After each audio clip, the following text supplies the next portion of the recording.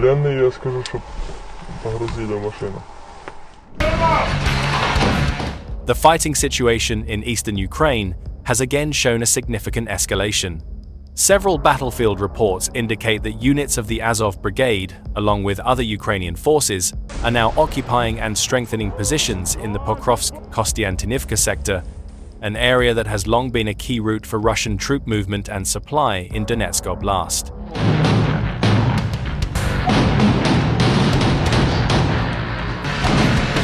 According to these reports, Ukrainian forces are not only holding their ground but are also actively conducting limited attacks and recapturing territory at several points. These maneuvers reportedly have a direct impact on Russian defense structures, particularly by severing key routes used for troop rotation and logistics distribution. As a result, several small groups of Russian troops are believed to be isolated, with increasingly limited room for maneuver.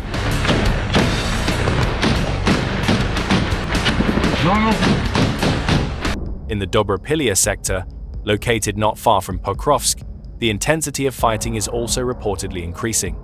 Ukrainian military sources report that Azov units are directly involved in combat operations that have resulted in the encirclement or capture of dozens of Russian personnel. This operation is said to be carried out through a phased tactical approach, utilizing territorial control, drone reconnaissance, and precision strikes. Military activity in Dobropilya reinforces indications that Ukraine is attempting to systematically weaken Russia's combat power, not only by seizing territory, but also by breaking enemy troop concentrations into small, difficult-to-reinforce pockets. The Pokrovsk-Kostiantynivka and Dobropilya sectors hold high strategic value as they serve as vital links to the central Donetsk region. Ukrainian pressure in this area could force Russia to choose between sending additional reserves at the risk of heavy losses or withdrawing troops from an increasingly vulnerable position. If these reports are confirmed, developments in this sector could be an important indicator of changing battle dynamics on Ukraine's eastern front. In another sector, Russian forces deploy tanks to break through Ukrainian defenses. While Ukrainian pressure is increasing in the Pokrovsk-Kostiantynivka sector, fighting in other sectors of the Donetsk front line is also escalating. Battlefield reports indicate that Russian forces are deploying armored units, including tanks and infantry fighting vehicles, in an attempt to break through territory currently under Ukrainian control. This breakthrough attempt is believed to be part of two main objectives: restoring the Russian forces' disrupted movement routes and providing support to units isolated by previous Ukrainian pressure. Russian tanks are reportedly moving in small formations, utilizing open roads and peripheral urban terrain to avoid initial detection. However, this effort has met with stiff resistance. Ukrainian forces have reportedly prepared a multi-layered defense, combining mines, anti-tank teams, reconnaissance drones, and precision artillery.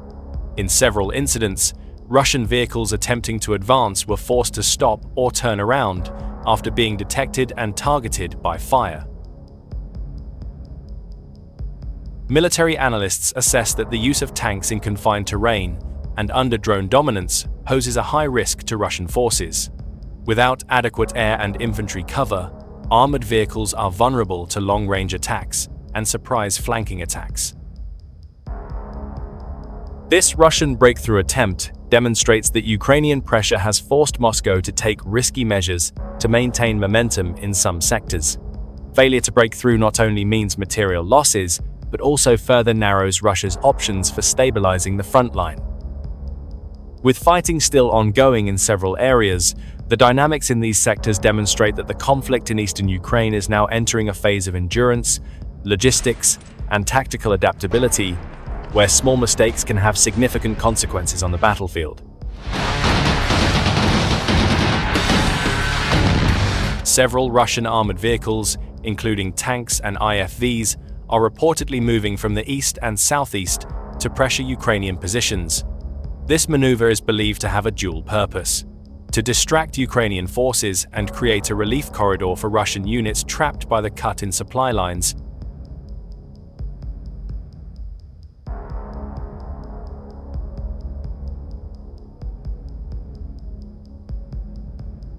However, these efforts are facing stiff resistance. Ukrainian units are utilizing trench networks, mines, and drone reconnaissance to detect Russian vehicle movements early on. Several vehicles have reportedly been hit by precision strikes before reaching the main line of contact, forcing Russian forces to halt or reorient their attacks. In the Dobropilya sector, fighting remains high intensity. Ukrainian forces maintain a dominant position at several key points, while Russia struggles to consolidate the territory they have previously controlled. Russian breakthrough efforts in this area are not considered to have significantly changed the tactical situation. Ukrainian sources assess that Russia's current strategy is reactive, focusing on rescuing units and stabilizing the front line, rather than launching a major new offensive. In contrast, Ukraine continues to employ a gradual approach, suppressing, isolating, and weakening Russian units one by one without launching a large-scale frontal assault. If this trend continues, the Donetsk front could potentially enter a phase of exhaustion, with Russia forced to expend resources to maintain its position, while Ukraine slowly but consistently increases operational pressure. Ukrainian reconnaissance drones act as eyes in the sky, monitoring logistics routes, vehicle assembly points, and even breakthrough routes used by Russian convoys. Once a position is identified, armed FPV drones are deployed to strike the most vulnerable points: tank turrets, rear engines, or support vehicles in the front and rear ranks. This attack pattern is no accident. Ukraine systematically disables the lead and last vehicles in convoys, creating gridlock in open areas. Under these conditions, Russian tanks and IFVs lose maneuvering space, becoming easy targets for follow-up attacks, whether from additional drones, precision artillery, or infantry anti-tank weapons. As a result, many Russian convoys are forced to stop in open areas without cover, abandon damaged vehicles, or retreat before reaching the front line. The operational impact is significant.